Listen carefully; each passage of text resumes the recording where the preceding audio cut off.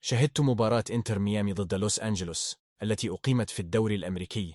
تواجد مثير النجم البرتغالي كريستيانو رونالدو لاعب النصر السعودي عن طريق مشجعي الفريق، وتمكن إنتر ميامي من تحقيق الفوز أمام لوس أنجلوس ب3 أهداف مقابل هدف ضمن منافسات الدوري الأمريكي.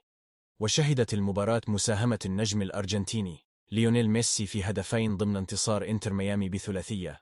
والجدير بالذكر أن ميسي انضم إلى إنتر ميامي في صيف 2023 بعد نهاية عقده مع باريس سان جيرمان، وفشل عودته إلى النادي الكتالوني ورفضه الانضمام إلى الهلال السعودي. كريستيانو رونالدو تواجد في مباراة إنتر ميامي اليوم بهذه الطريقة. رفع أحد المشجعين خلال مباراة إنتر ميامي ضد لوس أنجلوس قميص النجم البرتغالي رونالدو في مدرجات ملعب بي أو ستاديوم، ويأتي ذلك بسبب المنافسة الشرسة بين ميسي ورونالدو في السنين الطويلة الماضية وحتى الآن.